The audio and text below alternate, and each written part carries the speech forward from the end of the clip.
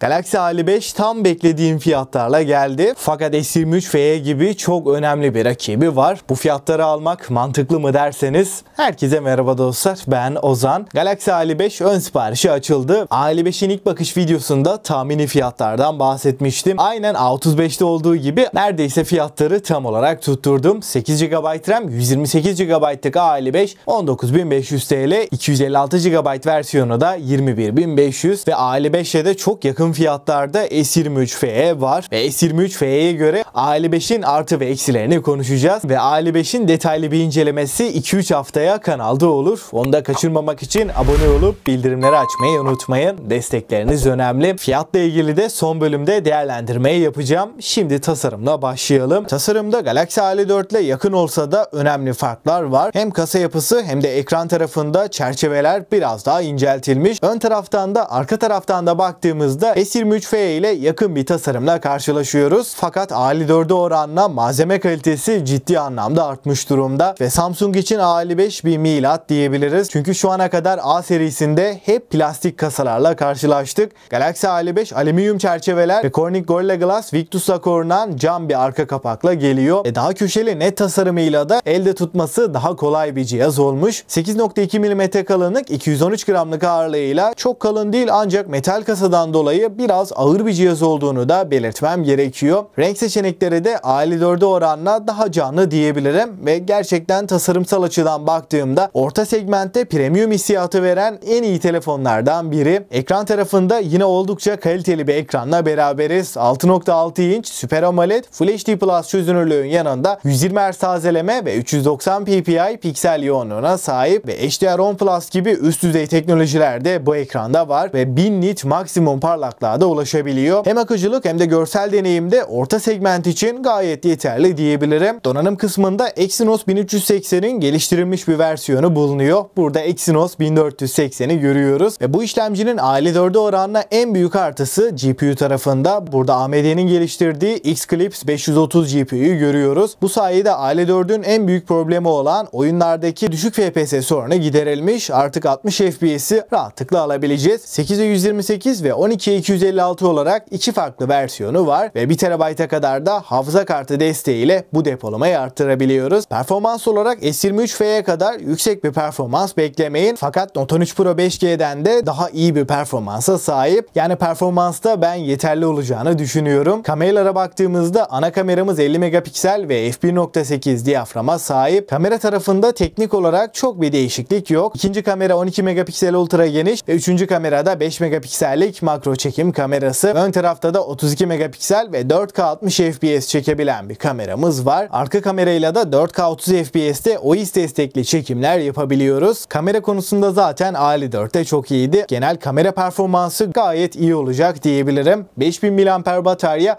ve 25 Watt hızlı şarj desteğiyle de birlikte geliyor. Yine kutu içeriğinden herhangi bir adaptör çıkmayacak. Batarya performansında da Exynos 1480 verimli bir işlemci olduğu için bir günü rahat bir şekilde çıkartabileceğiz. Batarya olarak da problem yaşatacak bir telefon değil. Stereo hoparlörler var ve tabii ki Dolby Atmos desteğine de sahip. Yazılımda da güncellemeden kısmak için Android 13 ile gelmiyor. Direkt olarak Android 14 ve One UI 6.1'i görüyoruz. 4 yıl Android, 5 yılda güvenlik güncellemelerini alacak. Yazılım deneyimi, arayüz performansı ve güncelleme desteğiyle orta segmentin en uzun ömürlü telefonu diyebilirim. Kablosuz bağlantılarda Wi-Fi 6, Bluetooth 5.3 ve 5G desteğini görürken NFC de telefonumuzda var. Güvenlik kısmında da ekran altı parmak izi okuyucu ve yüz tanıma özelliği A55'te bulunuyor. Suya ve toza karşı dayanıklılıkta da IP67 ile 1,5 metre suya 30 dakika boyunca dayanabiliyor. Dostlar, şimdi A55'i fiyatı, özellikleri ve rakiplerine göre değerlendirirsem Samsung dışında diğer cihazlarla kıyasladığımda özellikle Note 13 Pro'nun 5G versiyonundan çok daha mantıklı. Hem kamera hem performans hem de malzeme kalitesinde A55 Note 13 Pro'nun 5G'sinden çok daha premium bir telefon. Exynos 1480 Snapdragon 7S Gen 2'den de daha iyi bir performansa sahip. A35 ve A54'te olan Exynos 1380'in geliştirilmiş bir hali değil. Exynos 1480 tamamen AMD ortaklığıyla yapılmış yeni nesil bir işlemci. Bu noktada Poco X6 Pro dışında işlemci olarak en iddialı orta segmentlerden biri. Fakat neredeyse 20.000 TL'lik bir fiyattan bahsediyorum ve bu fiyatlarda S serisi yani fiyat performans amiral gemisi S23 S23F'de var. Zaten A55 ile S23F'nin detaylı bir kıyaslaması gelecek. Ama A55'in S23F'den genel olarak tek üstün yanı bataryası diyebilirim. Batarya birinci önceliğin ise S23F